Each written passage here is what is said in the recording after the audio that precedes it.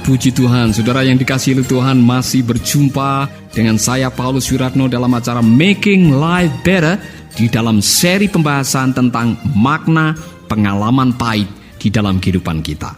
Kemarin kita telah membahas dari Amsal Sulaiman yang mengatakan bahwa bilur-bilur yang berdarah membersihkan kejahatan dan pukulan membersihkan lubuk hati. Itu terambil dari Amsal 20 ayat yang ke-30.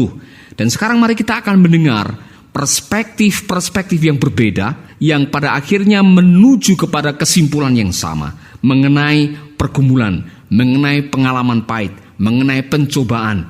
Dan kita akan belajar dari mereka, para pakar yang bukan hanya berteori, tetapi orang-orang yang sudah mengalami, orang-orang yang sudah menelan pahit getirnya kehidupan, dan mereka memberikan apa yang mereka bisa berikan kepada kita untuk kita bisa belajar daripadanya. Saya mau mengajak Bapak, Ibu, dan saudara-saudara sekarang belajar dari seseorang yang bernama Yakobus, seorang gembala sidang yang sedang memberikan pengajaran kepada jemaatnya yang sedang mengalami aniaya, dan dirinya sendiri juga mengalami aniaya. Pada waktu itu kekristenan adalah sebuah agama yang minoritas, ditekan oleh kekaisaran Romawi sehingga orang-orang Kristen harus lari dari provinsi ke provinsi yang lain. Mereka harus bersembunyi dan melindungi iman mereka.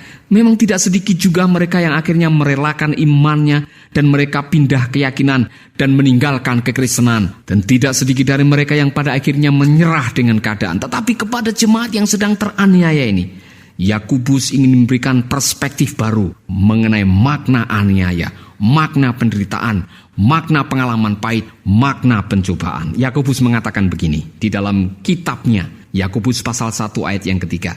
Sebab kalian tahu bahwa kalau kalian tetap percaya kepada Tuhan pada waktu mengalami cobaan, akibatnya kalian menjadi tabah. Jagalah supaya ketabahan hatimu itu terus berkembang sampai kalian menjadi sungguh-sungguh sempurna serta tidak kekurangan dalam hal apapun. Saudara, Yakobus sedang menyadarkan jemaat bahwa yang namanya pengalaman pahit, pencobaan, pergumulan itu bukan tanpa maksud. Kalau Allah mengizinkan kita menghadapi tantangan, menghadapi pencobaan melalui masa-masa sulit dalam hidup, karena Allah ingin menguji ketabahan hati kita. Dengar baik-baik. Sebab kalian tahu. Artinya kita semua sebetulnya tahu. Yakobus sudah mengajarkan itu kepada para jemaat. Kita semua pernah diajar. Kita sudah mendengar. Kita sudah melihat bahwa kalau kita tetap percaya kepada Tuhan pada waktu mengalami cobaan, akibatnya ialah kita menjadi tabah. Kalau kita tetap percaya. Nah, memang tidak sedikit orang-orang yang pada waktu menghadapi pencobaan, pada waktu menghadapi tantangan, tidak lagi percaya kepada Tuhan. Akibatnya ia menjadi murtad, meninggalkan keyakinan, bilang goodbye kepada Tuhan, dan mungkin selamat untuk sementara. Mungkin dia bisa naik pangkat, mungkin dia bisa mengalami hal-hal yang indah untuk sementara, tetapi dia tidak lulus dari sekolah ketabahan hidup. Saudaraku, jagalah supaya ketabahan hatimu terus berkembang sampai kalian menjadi sungguh-sungguh sempurna serta tidak kekurangan dalam hal apapun. Bagi jemaat yang sedang mengalami aniaya yang begitu serius, Yakobus memberikan perspektif baru untuk menguatkan iman jemaat supaya tidak menyerahkan iman mereka demi kenyamanan hidup. Yakobus menjelaskan bahwa setiap pencobaan itu punya maksud. Saudaraku, tidak ada yang kebetulan di dalam hidup ini. Semua ada di bawah kontrol Tuhan. Haleluya. Pencobaan bukanlah tanda bahwa Tuhan sedang meninggalkan kita. Jadi kalau ada orang-orang yang sedang mengalami pencobaan dan mengatakan, "Di manakah Engkau Tuhan? Di mana pertolonganmu?" Saudara sedang meragukan kemahakuasaan Tuhan untuk mengontrol kehidupan kita. Satu kali saya mengajar di sebuah SOM, School of Ministry, di gereja Pantai Kosta Pusat Surabaya di Malang. Saya masih ingat sementara saya sedang mengajar, ada seorang ibu yang bertanya kepada saya, "Pak Paulus, Tuhan itu adil atau tidak?" Tentu saja saya menjawab, "Bu, setahu saya dari dulu sampai sekarang Tuhan itu tidak berubah. Tuhan itu adil adanya."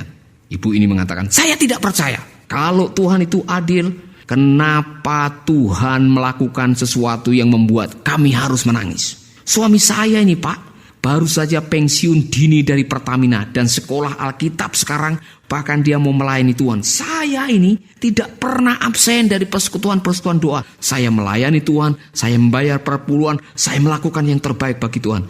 Tetapi kenapa anak saya baru berangkat kuliah ditabrak mobil kemudian mati? Kenapa Tuhan izinkan anak saya mati? Saudaraku, tentu saja pertanyaan itu tidak mudah untuk dijawab. Tetapi saya bisa memberikan jawaban kepada Ibu Lydia yang mengajukan pertanyaan itu. Pencobaan bukan tanda bahwa Tuhan sedang meninggalkan kita. Pencobaan bukan simbol bahwa Tuhan sudah tidak lagi mau berurusan dengan kehidupan kita. Saudaraku, kalau kita sedang diizinkan Tuhan mengalami pengalaman-pengalaman pahit atau kesulitan-kesulitan hidup, jangan cepat mengambil kesimpulan bahwa Tuhan sudah meninggalkan saya. Tuhan sudah tidak ada lagi. Tuhan sudah tidak adil lagi. Tuhan kita adalah Tuhan yang tidak berubah. Kalau saudara mengatakan mengapa itu terjadi, saya tidak bisa menjawab. Setahu saya ialah pencobaan bukan simbol bahwa Tuhan meninggalkan kita. Setahu saya adalah bahwa pencobaan yang kamu alami adalah pencobaan yang biasa. Allah tidak akan pernah mengizinkan pencobaan itu terjadi melebihi kekuatan kita. Dan pada waktu kita dicobai, Dia akan memberikan jalan keluar.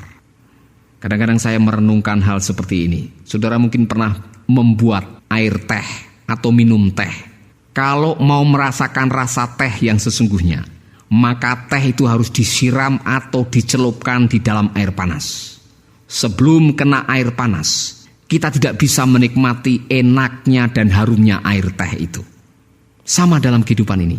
Kadang-kadang untuk mengetahui kualitas iman kita, mengetahui kualitas temperamen kita, mengetahui inner man kita, manusia batiniah kita yang sejati, Tuhan harus mengizinkan kita memasuki masa-masa yang sulit di dalam hidup ini. Disitulah ketahuan yang aslinya. Saya ulangi lagi, satu-satunya penghalang sebuah speedboat melaju di atas air laut yang menghalangi ialah air. Tetapi kalau air tidak ada, maka speedboat tidak bisa bergerak. Satu-satunya halangan yang membuat burung terbang di udara itu tidak bisa terbang dengan melaju cepat adalah udara penghalangnya. Tetapi kalau udara ditiadakan, burung tidak akan pernah bisa terbang. Hal yang sama membuat kita kecewa. Kita kadang-kadang mengalami masa-masa yang sulit. Kita harus meneteskan air mata karena pencobaan, pergumulan, pengalaman pahit. Tapi kalau hal-hal itu tidak ada dalam hidup ini, kita tidak akan pernah bertumbuh.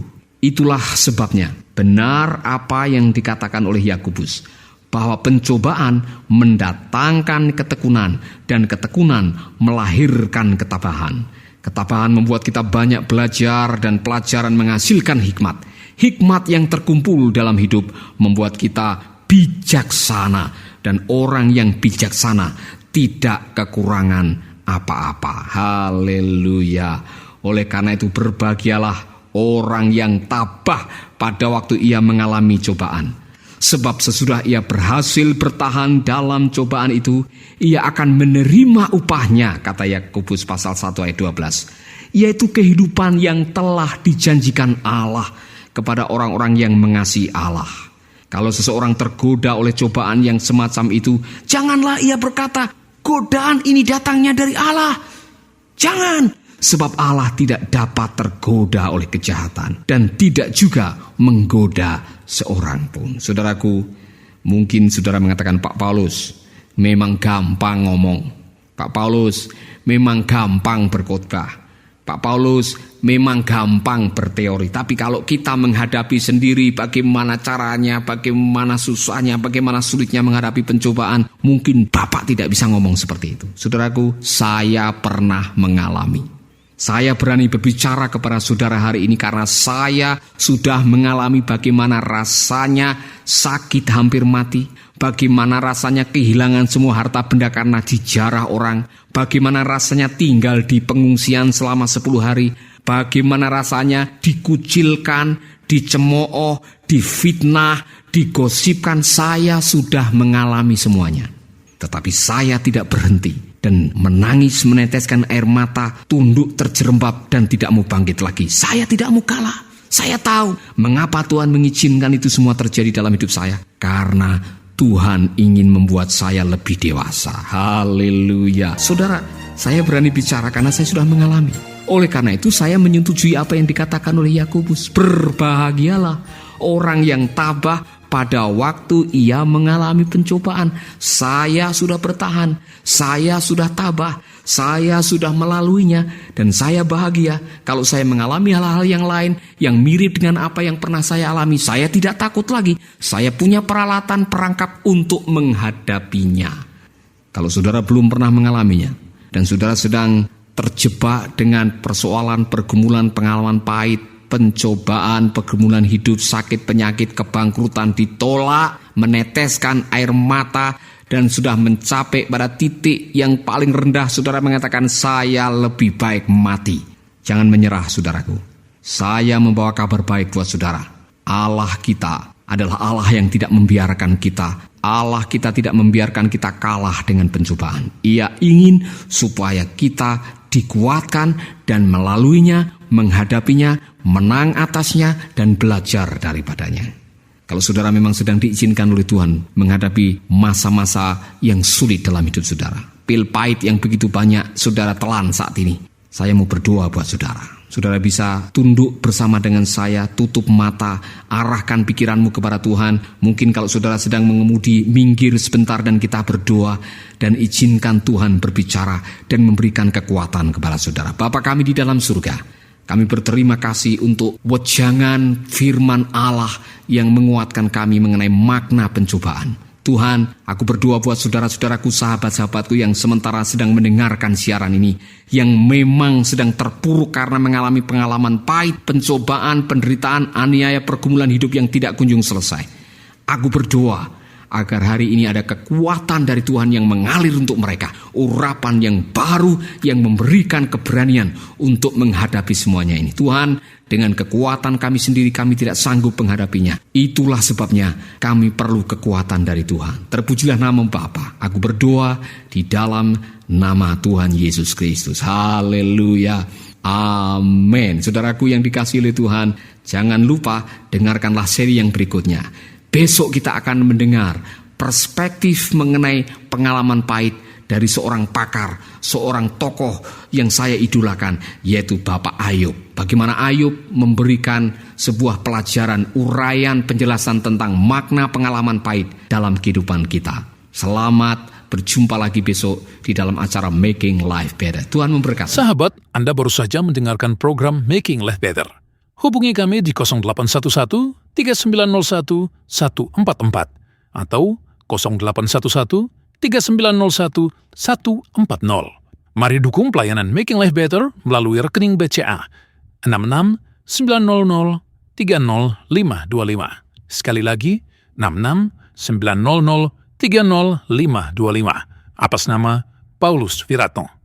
Terima kasih, Tuhan Yesus memberkati. Making life better, bikin hidup lebih baik.